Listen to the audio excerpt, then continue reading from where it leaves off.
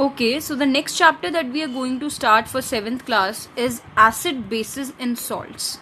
Naturally, as the name suggests, in this chapter we will be talking about acids, its various types, its properties and uses.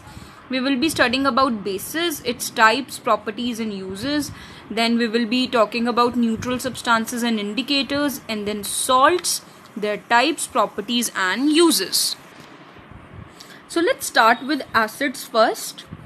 Substances like orange, curd and tamarind. Tamarind means इमली. ऐसे substances जिनका sour taste होता है. Sour taste means खट्टा. This is due to the presence of substances called acids in them. ये सभी substances sour taste के इसलिए होते हैं क्योंकि उनमें acids present होते हैं. So the substances that contain acids are known as acidic substances, and the word acid comes from the sour meaning, like it is truly associated with the meaning sour. That means simply we can say that acids are the substances that are having sour taste, and the substances which are having acids in them, they are known as acidic substances and they are sour in taste. The examples were tamarind, curd, lemon, orange, all these are the acidic substances. Acids can be of two types, organic acid and mineral acid. And ये जो हमने classification की है ये इस basis पे है कि आखिर हमें वो एसिड जो है वो मिल कहाँ से रहा है, उसका सोर्स क्या है. Based on the sources that are obtained from acids are of two types, organic acids and mineral acids. Organic acids उन एसिड्स को बोला जाता है जो एसिड्स हमें नेचुरली मिलते हैं प्लांट्स और एनिमल मटेरियल से, उनको बोला जाता है organic acid. The acids that are naturally obtained from plants and animals material are called organic acids. इस टेबल में कुछ एग्जांपल्स गिवन हैं ऑर्गेनिक एसिड के: lactic acid, oxalic acid, citric acid, malic acid, tartaric acid, formic acid, acetic acid, ascorbic acid. Lactic acid जो है वो curd और milk से मिलता है. ऑक्सैलिक एसिड स्पिनच और टमाटोज में होता है. Citric acid oranges and lemons में होता है. मैलिक एसिड एप्पल्स में होता है. Tartaric acid unripe mangoes and grapes में होता है. फॉर्मिक एसिड आंट स्टिंग में प्रेजेंट होता है. जो चींटी जब हमें काटती है तो it injects a particular type of acid in our skin and that acid is a formic acid. Vinegar में एसिटिक एसिड होता है एंड आंवला में ascorbic acid. So these are the various examples and sources of organic acid. Next is mineral acids. The acids that are derived from an inorganic material. Inorganic का मतलब होता है that is something not related to plants and animals. जो acids हमें ऐसे materials या ऐसे sources से मिलते हैं that are not at all corresponding with the plant or animal or any living material, उन्हें बोला जाता है inorganic material, और ऐसे acids को हम बोलते हैं mineral acids. You can look over here also. Inorganic word means made from or containing material that does not come from plant or animal. तो जो एसिड्स हमें नेचुरली प्लांट्स और एनिमल्स मटेरियल से मिले उनको हम ऑर्गेनिक एसिड्स कहते हैं, और जो एसिड्स हमको इनऑर्गेनिक मटेरियल या सोर्स से मिले उनको हम मिनरल एसिड्स कहते हैं. मिनरल एसिड्स के एग्जांपल्स हैं nitric acid, hydrochloric acid, sulphuric acid. And जो मिनरल एसिड्स होते हैं दे मे बी स्ट्रॉन्ग और weak based on the way they take part in a chemical reaction. जो ऑर्गेनिक एसिड्स होते हैं ना दे आर जनरली वीक. वो weak acids ही होते हैं क्योंकि हम उनको कंज्यूम कर सकते हैं, वो एडिबल हैं. अगर वो बहुत ज़्यादा कोरोसिव होते या बहुत ज़्यादा डैमेजिंग होते तो हम उनको खा ही नहीं पाते. But if they are edible then definitely they are very weak acids. लेकिन अगर हम मिनरल एसिड्स की बात करें तो they can be strong or they can be weak also. So this is the first category of acids, organic acid or mineral acids. Next category of acid is concentrated acid and dilute acids. तो ये second classification है concentrated and dilute acid. ये इस चीज़ पे depend करती है कि किस एसिड में कितना अमाउंट ऑफ वाटर प्रेजेंट है. Depending upon the amount of water present in acids, they are categorized into concentrated and dilute acids. Concentrated acids उन acid को बोला जाता है acids that contain only very small quantity of water in them. उनमें बहुत ज़्यादा small quantity of water present होती है, उन एसिड्स को बोला जाता है concentrated acid. And dilute acids किन्हें बोला जाता है? Acids that contain more water than the concentrated acid, जिनमें वाटर की अमाउंट बहुत ज़्यादा हो. तो सिंपल आप एक चीज़ देख सकते हैं, अगर मैं कॉन्सेंट्रेटेड एसिड्स में पानी ऐड कर दूं तो वो डाइल्यूट एसिड बन जाएगा. That means they can be obtained by adding water to a concentrated acid, क्योंकि कॉन्सेंट्रेटेड एसिड्स वो हैं जिनमें वाटर की क्वांटिटी कम होती है एंड डाइल्यूट एसिड्स वो हैं जिनमें वाटर की क्वांटिटी ज़्यादा होती है. लेकिन ये जो प्रोसेस आपको इतना सिंपल दिखाई दे रहा है, ये इतना सिंपल नहीं है. बिकॉज एक बात हमेशा याद रखो, एसिड को डाइल्यूट बनाने के लिए, यानी एसिड में पानी की अमाउंट ज़्यादा करने के लिए ऐसा नहीं होता कि सिंपल हमने 2 बीकर लिए, एक बीकर में एसिड है, दूसरे बीकर में वाटर है और हमने एकदम से एसिड के अंदर वाटर डाल दिया और डाइल्यूट बन गया. No, it can be so dangerous that you can't even imagine. Acid में जब वाटर ऐड होता है तो वो एक ऐसी रिएक्शन होती है, एक ऐसा मिक्सचर होता है जिसमें से बहुत ज़्यादा अमाउंट में हीट रिलीज होती है. That means whenever you add water to acid, then there is a evolvement of a very large amount of heat. That means बहुत ज़्यादा हीट जो है वो रिलीज होती है. इस वजह से अगर आपने एसिड के अंदर एकदम से बहुत सारा पानी ऐड कर दिया तो it will result into a very fatal accident, क्योंकि there can be the possibilities of blast और देयर इज पॉसिबिलिटी कि जितनी भी हीट है, जितनी भी स्टीम है, वो सारी की सारी और जो एसिड और वाटर है वो स्पिल होकर आपके फेस पर आ जाए. तो it can be very dangerous.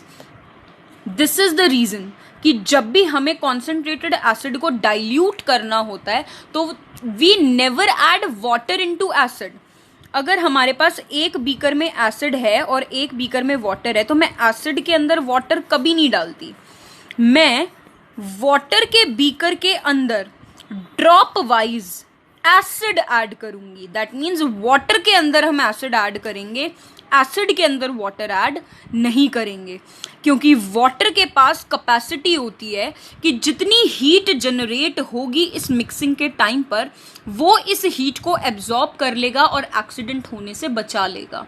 लेकिन अगर आप एसिड के अंदर वाटर ऐड करोगे तो ये जो एसिड है इसके पास टेंडेंसी नहीं है कि ये हीट को एब्जॉर्ब कर सके और एकदम से बहुत ज़्यादा अमाउंट में हीट जो है वो रिलीज होगी and it can cause accident. Is this thing clear? So please take care about this, that you have to add always acid into water drop wise with proper. If I talk about properties of acids, then the very first property is acids are sour to taste. That means acids के जो taste है वो खट्टे होते हैं taste में. Acids turns blue litmus to red. Acids की सबसे बड़ी कैरेक्टरिस्टिक ये है कि वो ब्लू लिटमस पेपर को रेड कलर में कन्वर्ट कर देते हैं. हम किसी भी लिक्विड को टेस्ट करने के लिए कि वो एसिड है या नहीं है, हम उसमें एक लिटमस पेपर इंडिकेटर जो है वो डिप करते हैं एंड अगर वो एसिड होगा लिक्विड तो वो ब्लू लिटमस को कन्वर्ट कर देगा रेड कलर में. Third, acids can corrode metal like aluminium and iron due to their corrosive nature. जो एसिड्स हैं उनका कोरोसिव नेचर होता है. कोरोसिव नेचर का मीनिंग क्या है कि वो जिस भी कंटेनर में उसको रखा जाएगा वो उस कंटेनर को डैमेज कर देगा, उन्हें कोरोड कर देगा. यही रीजन है कि एसिड्स को ग्लास कंटेनर में स्टोर करके रखा जाता है, मेटल्स के कंटेनर में स्टोर नहीं किया जाता, क्योंकि जो मेटल्स हैं उनको एसिड बहुत इजीली डैमेज कर सकता है, लेकिन ग्लास को वो डैमेज नहीं करता. Next property, most of the mineral acids cause burns, so care should be taken while handling these acids. जो mineral acids है ना वो burns cause कर सकते हैं हमारी स्किन पर, इसलिए उन्हें हैंडल करते time care should be taken. Acids are soluble in water. Acid जो है वो वाटर में सोल्यूबल होते हैं, यही रीजन है सोल्यूबल होते हैं तभी हम कॉन्सेंट्रेटेड एसिड को डाइल्यूट एसिड में कन्वर्ट कर सकते हैं. एसिड्स जब मेटल्स के साथ रिएक्ट करते हैं तो they form salt and hydrogen gas. यानी जब मैं एक एसिड को मेटल के साथ रिएक्ट कराऊंगी तो वो मुझे सॉल्ट देगा और हाइड्रोजन गैस देगा। इसके अलावा acid reacts with bases to form salt and water. Acids जो हैं जब वो बेस के साथ रिएक्ट करते हैं तो वो सॉल्ट और वाटर बनाते हैं, और एसिड्स जब कार्बोनेट कंपाउंड्स के साथ रिएक्ट करते हैं तो वो सॉल्ट और कार्बन डाइऑक्साइड गैस रिलीज करते हैं along with water. So these are the total 8 properties of acids, and this is something very much important for you to ponder upon. Acids must always be added slowly to water while constantly stirring. If water is added to a concentrated acid, a large amount of heat is generated. This will cause the liquid to spurt out of the container onto our arms and cause burns. Acids को जब water में add किया जाता है तो बहुत ज़्यादा slowly और कांस्टेंट स्टिरिंग, यानी उनको हमें प्रॉपरली मिक्स करते रहना चाहिए, क्योंकि अगर हम वाटर ऐड करते हैं कॉन्सेंट्रेटेड एसिड में तो बहुत ज़्यादा लार्ज अमाउंट ऑफ हीट जो है वो रिलीज होती है, जिसकी वजह से लिक्विड जो है वो स्पर्ट होकर कंटेनर से बाहर आ सकता है and it can cause harm and burns to our skin. So this was all about the properties of acids. Next, if we talk about the various uses of acids, then one by one we will be looking over the uses. What you need to remind is आपको इन सभी uses में से 2 और 3 uses learn होने चाहिए. अगर मैं hydrochloric acid की बात करूं तो it is HCl. It is used in steel industry to remove rust from iron. Iron पे से रस्ट को रिमूव करने के लिए स्टील इंडस्ट्रीज में HCl यूज किया जाता है, and it is used as active ingredient in synthesis of many chemicals. बहुत सारे केमिकल्स को सिंथेसाइज करते टाइम इसे as a active ingredient use किया जाता है. इसके अलावा किसी सोल्यूशन को एसिडिक बनाने के लिए भी HCl यूज करते हैं हम. कॉमन सॉल्ट की प्यूरिफिकेशन में भी यूज किया जाता है. इसके अलावा it is also used for the manufacturing of food additives. So these are the various uses of hydrochloric acid. You should be learning at least 2 or 3 uses out of all of them. Next is sulfuric acid, H2SO4. It is used in the manufacture of fertilizers. बहुत सारे fertilizers के manufacture में से use किया जाता है. Nylon नाम का जो एक artificial synthetic fiber है उसकी production में use करते हैं. It is used as a cleaning agent to remove rust in automobiles. इसके अलावा इसे इलेक्ट्रोलाइट की तरह भी यूज़ किया जाता है कार बैटरीज में. रिफाइनिंग ऑफ ऑयल के लिए भी यूज़ किया जाता है. बहुत सारे ड्रग्स की मैन्युफैक्चरिंग में भी यूज़ किया जाता है. So these all are the uses for sulphuric acid. If I talk about nitric acid, that is HNO3. It is used in the synthesis of fertilizers. Fertilizers की सिंथेसिस में use करते हैं इसको. It is use in the production of explosives. Explosives की production में use किया जाता है. It is used in the purification of gold and silver. Gold और सिल्वर की प्यूरिफिकेशन में नाइट्रिक एसिड को यूज़ करते हैं. It is used as a main component in liquid fuelled rockets. जो लिक्विड फ्यूल्ड रॉकेट्स होते हैं उनमें as a fuel nitric acid को मेन कॉम्पोनेंट की तरह यूज़ किया जाता है. एंड एसिटिक एसिड की अगर हम बात करें तो it is the mainly use in food supplement as a raw material. जो एसिटिक एसिड होता है वो विनेगर, सिरके में प्रेजेंट होता है. It is used as a solvent. इसको सॉल्वेंट की तरह भी यूज किया जाता है. So these are the various uses of the mineral acids that I have shown you in the table. Now after acids we have to study about the bases. If we start off with the bases, उससे पहले you should remember this thing. Soaps, shampoos and cleaning agents, अगर मैं इन सारे substances की बात करूं तो they generally have bitter taste. उनका जो टेस्ट होता है वो कड़वा होता है. And they are very slippery to touch. काफ़ी स्लिपरी सा उनका टच भी होता है.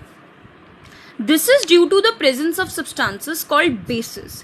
इसका एक ही रीज़न होता है एंड दैट इज क्योंकि इन सभी क्लीनिंग एजेंट्स में स्पेशल सब्सटेंसेस प्रेजेंट होते हैं जिनको हम कहते हैं bases. The substance that contains bases are called basic substances.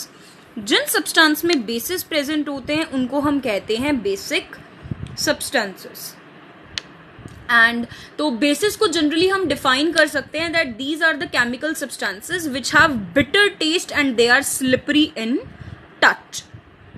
After that if we talk about the various types of bases, तो एक्चुअल में bases can be of two types, strong bases and weak bases. Some of the bases are corrosive in nature and may result in skin burns. Such bases are called strong bases. कुछ basis ऐसे होते हैं जिनका nature बहुत ज़्यादा corrosive होता है, यानी वो चीज़ों को डैमेज कर देते हैं. कोरोसिव मतलब something that is having a nature that can damage a particular thing. And these bases में also result in skin burns. वो स्किन को बर्न भी properly provide कर पाते हैं. So these kind of bases are called strong bases. So the bases that corrode the particular substance and also cause burns to our skin, they are called strong bases. And इनका example है sodium hydroxide, calcium hydroxide and potassium hydroxide. और weak bases, weak some of the bases are not corrosive, यानी कुछ basis ऐसे होते हैं जो corrosive नहीं होते, यानी वो डैमेज हमें नहीं करते. And such bases are called weak bases. Examples magnesium hydroxide, ammonium hydroxide and copper hydroxide. आपको strong bases and weak bases की डेफिनेशंस प्रॉपरली पता होनी चाहिए and you should also know about at least 1 or 2 examples of each kind. Now look upon the properties of bases. Bases are bitter to taste. उनका test bitter होता है and they turn red litmus to blue. हमने acids के case में क्या देखा था कि उन्हें टेस्ट करने के लिए जब हम उनमें लिटमस पेपर डिप करते हैं तो वो ब्लू लिटमस पेपर को रेड कलर में कन्वर्ट कर देते हैं. लेकिन बेसिस ऐसे सब्सटेंसेस हैं जो कि रेड लिटमस को ब्लू में कन्वर्ट कर देते हैं. Bases are slippery to touch. Bases का जो टच है वो काफी ज्यादा स्लिपरी होता है. Some of the bases are soluble in water. Bases, कुछ बेस ऐसे होते हैं जो वाटर में सोल्यूबल होते हैं एंड कुछ बेसिस ऐसे होते हैं जो वाटर में सोल्यूबल नहीं होते. तो the bases that are soluble in water, उन बेसिस को हम कहते हैं alkalis. That means the bases that are soluble in water they are known as alkalis. तो और कुछ बेसिस ऐसे भी होते हैं जो वाटर में सोल्यूबल नहीं होते, उनको हम अल्कली नहीं बोल सकते. इसका मतलब मैं क्या कह सकती हूँ कि ऑल एल्कलीज आर बेसिस. सारे एल्कलीज बेसिस तो होते हैं लेकिन सारे बेसिस एल्कली नहीं हो सकते, बिकॉज हमें पता है सिर्फ कुछ बेसिस ऐसे हैं जो वाटर सोल्यूबल हैं जिनको हम एल्कली कह सकते हैं, लेकिन सारे बेसिस एल्कली नहीं होते. So all alkalis are bases, but all bases are not alkali because only some of the bases are soluble in water and some bases are insoluble in water. Alkali के example यानी कुछ ऐसे basis के example जो water में soluble होते हैं, they are potassium hydroxide and sodium hydroxide. After this next property is bases are corrosive in nature. Bases का जो नेचर है वो कोरोसिव होता है, then that means they damage. So they should not be touched with bare hand. इसीलिए हमें basis को bear hand यानी बिना हाथ में ग्लव्स पहने हमें उन्हें टच नहीं करना चाहिए. नेक्स्ट, बेसिस जो है वो एसिड्स के साथ रिएक्ट करते हैं सॉल्ट और वाटर बनाने के लिए. हमने एसिड्स की प्रॉपर्टीज में भी ये देखा था कि जो एसिड्स हैं वो बेस के साथ रिएक्ट करते हैं सॉल्ट और वाटर बनाने के लिए. तो बेसिस की प्रॉपर्टी में भी सेम यही चीज आएगी कि बेसिस जो है वो एसिड्स के साथ रिएक्ट करते हैं सॉल्ट और वाटर बनाने के लिए. And the very next property is basis जो है वो मेटल्स के साथ रिएक्ट करते हैं हाइड्रोक्साइड्स बनाने के लिए. So these all are 7 other properties of bases. Now look upon the various uses of bases. The very first use is of sodium hydroxide. Sodium hydroxide को chemically हम इस तरीके से लिखते हैं and इसका एक और नाम है that is caustic soda. Sodium hydroxide जो है वो एक major ingredient है in the manufacturing of soap and detergents. जो सोप्स और डिटर्जेंट्स बनते हैं उनकी मैन्युफैक्चरिंग में सोडियम हाइड्रोक्साइड जो है वो एक मेजर इंग्रेडिएंट है.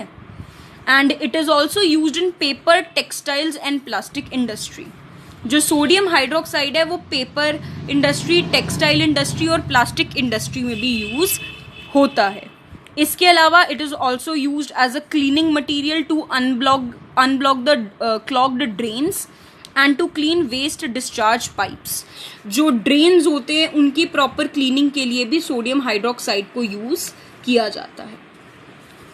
Next is calcium hydroxide. Calcium hydroxide को केमिकली हम इस तरीके से लिखते हैं एंड इसका कॉमन नेम है स्लेग्ड लाइम। इसको सीमेंट इंडस्ट्री में यूज किया जाता है। इसके अलावा फ्रूट्स और वेजिटेबल्स की स्टोरेज के लिए यूज किया जाता है, क्योंकि इसके पास क्या प्रॉपर्टी है कि it can absorb extra carbon dioxide और ऑक्सीजन का लेवल जो है ये मेंटेन करके रख सकता है, इसीलिए it is used in the storage of fruits and vegetables. Next is it is also used in the processing of water and it is also the very main component that is required by plants for their proper growth. After this we have aluminium hydroxide, ammonium hydroxide. Ammonium hydroxide का common name ammonia भी होता है and it is a major ingredient in various cleaning agents. जितने भी हमारे cleaning agents हैं उनमें ये एक मेन इंग्रेडिएंट की तरह यूज़ होता है। इसके अलावा ये बहुत सारे फर्टिलाइजर्स की मैन्युफैक्चरिंग में भी यूज़ किया जाता है। मैग्नीशियम हाइड्रोक्साइड ये काफ़ी इंटरेस्टिंग है, आपको ये पढ़ने में मज़ा आएगा। The very common name for the magnesium hydroxide is milk of magnesia. इसको मिल्क ऑफ मैग्नीसिया क्यों कहा जाता है? क्योंकि इसकी मिल्क जैसी अपीयरेंस होती है and it is widely used as an antacid to neutralise acidity in the stomach. आपको एक छोटा सा होमवर्क दे रही हूँ। सब लोगों के घर में एक डाइजीन नाम की एक एंटा एसिड सिरप प्रेजेंट होता है पिंक कलर का, जिसको जनरली एसिडिटी होने पर कंज्यूम किया जाता है। आप उस बॉटल पे इंग्रेडिएंट्स चेक कीजिए, आपको सेम ये मैग्नीशियम हाइड्रोक्साइड का फॉर्मूला वहाँ मिलेगा। This magnesium hydroxide milk of magnesia is used as an antacid to neutralise the acidity. इसके अलावा it is also used with hydrochloric acid in fire extinguishers. Fire extinguishers में milk of magnesia को use किया जाता है। So these all are the various uses of the basis.